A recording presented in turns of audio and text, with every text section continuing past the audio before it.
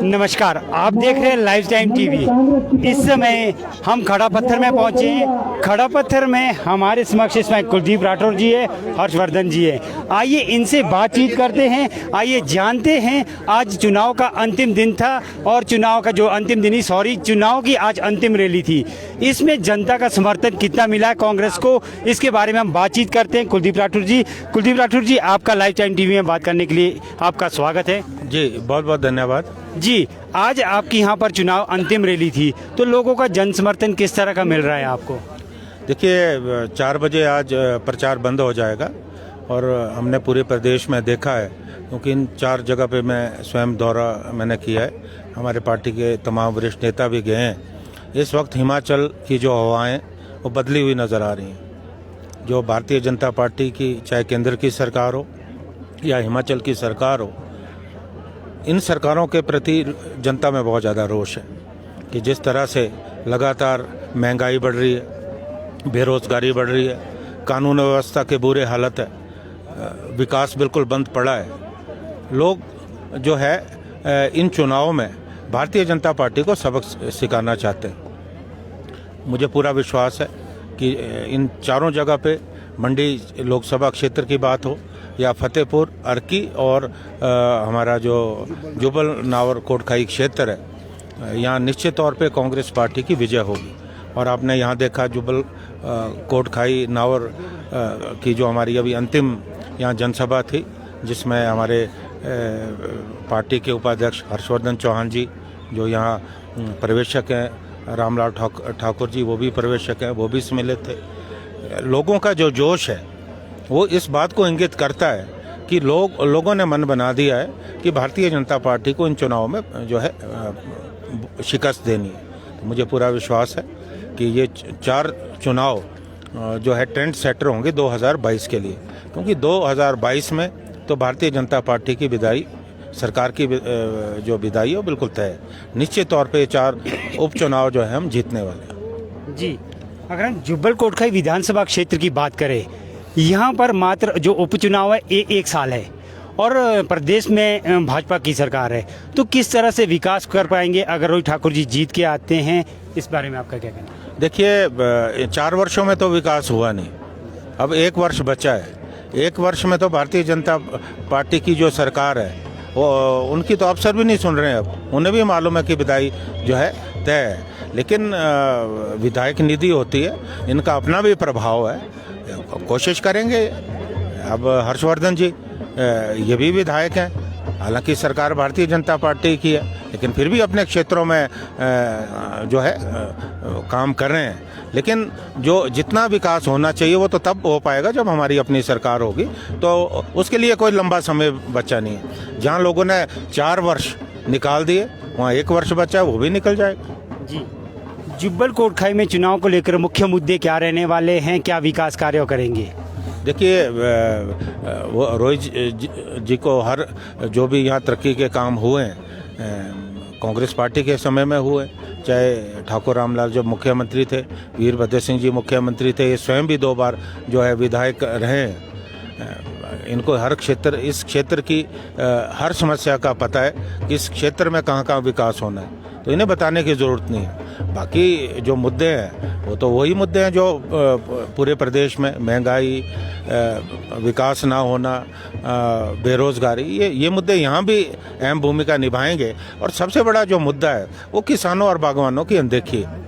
अभी आपने देखा होगा लगातार पिछले 2 वर्षों से जो उचित दाम है वो बागवानों को जो है सेब के नहीं मिल पा रहे, और कहीं ना कहीं इसमें सरकार का संरक्षण अडानी को है, क्योंकि अडानी साहब तो प्रधानमंत्री के बहुत निजी दोस्त हैं, तो उनसे तो मुझे लगता है कि मुख्यमंत्री भी डरते हैं। तो जिस ढंग से उनका पिछले 2-3 सालों में रवैया रहा है, उससे हमारी जो मार्केट है सेब की वो मैनिपुलेट हुई है।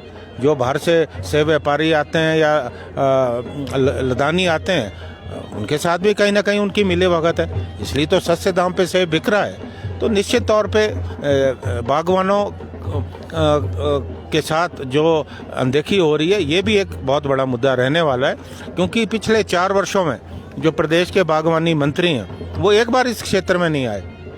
तो आप खुद समझ सकते हैं कि ऐसा क्षेत्र जहाँ सबसे ज़्यादा सेब पैदा होता है और यहाँ बागवानी मंत्री एक बार ना आए। 1134 करोड़ का प्रोजेक्ट जो कांग्रेस पार्टी के समय में स्वीकृत हुआ था, उस पर भी इन्होंने जो है काम होने नहीं दिए। तो हमारी जब सत्ता वापस आएगी, हम इन कामों को जो है फिर से जो है शुरू करने वाले। जी, सिलेंडर 1000 से पार है, पेट्रोल 100 से ऊपर है, रसोई का जो तेल है वो 200 से ऊपर है, और आपने माना कि जो बागवानों का अभी जो सेब बिका वो उचित दाम नहीं मिल पाए बागवानों को। इसके लिए कांग्रेस ने क्या कदम उठाए हैं? देखिए, हम तो विपक्ष में, हम विपक्ष की भूमिका निभा सकते हैं। अब आपने देखा होगा कि लगातार चाहे किसानों की बात हो, बागवानों की बात हो, कांग्रेस पार्टी सड़कों में आके हमने आंदोलन किए। हमने तो अडानी साहब का जो सीए स्टोर है वहाँ जाके घेराव किया। महंगाई के मुद्दों को लेकर, बेरोजगारी के मुद्दों को लेकर हम मुखर रहे हैं। हम सड़कों में आकर आंदोलन कर रहे हैं। समाज का हर वर्ग जो उपेक्षित महसूस कर रहा है, हम उनके साथ खड़े हैं। तो विपक्ष का जो दायित्व है, उस दायित्व का जो है हम निर्वहन कर रहे हैं। लेकिन अफसोस इस बात का है कि सरकार विपक्ष की बात नहीं सुन रही है। ये जो सरकार है, ये लोकतंत्र में विश्वास नहीं रखती, ये सरकार प्रजातंत्र में विश्वास नहीं रखती, क्योंकि विपक्ष का एक अपना रोल होता है।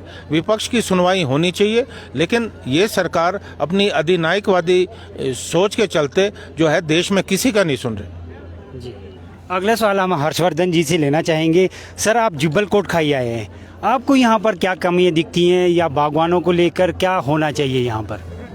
आज की जो हमारी जनसभा रही है वो आपने देखा कि जनता का हजूम 5000 से अधिक जो है जनता का हजूम यहाँ पे उमड़ा था। ये निश्चित इस बात का संकेत है कि हवाएं जो है वो रोहित ठाकुर के और कांग्रेस पार्टी के पक्ष में है। पिछले 4 सालों में ये बात किसी से छुपी नहीं है। इस विधानसभा क्षेत्र का जो है बीजेपी की सरकार द्वारा नज़रअंदाज किया गया। उपचुनाव के बाद इस क्षेत्र की याद जो है मुख्यमंत्री और मंत्रियों को आती है, और चंद घोषणाएं जो की इस क्षेत्र में वो भी पूरी नहीं हुई। निश्चित रूप से यहाँ का जो किसान है, बागवान है और आम आदमी है, वो भारतीय जनता पार्टी से परेशान है। आज बहुत सारे मुद्दे हैं, महंगाई एक मुद्दा है, बेरोजगारी एक मुद्दा है, विकास की जो गति है वो धीमी पड़ी है, वो एक बहुत बड़ा मुद्दा है। और इन्हीं आधार पे जुब्बल कोटखाई और हिमाचल प्रदेश के 3 विधानसभा और मंडी लोकसभा चुनाव के मतदाता इस पे वोट डालेंगे, और निश्चित रूप से भारतीय जनता पार्टी की जो विदाई है वो निश्चित है, और कांग्रेस पार्टी बहुत भारी मतों से यहाँ से जीतेगी। सर, 30 तारीख को चुनाव होना है, यानी कि वोटिंग होनी है।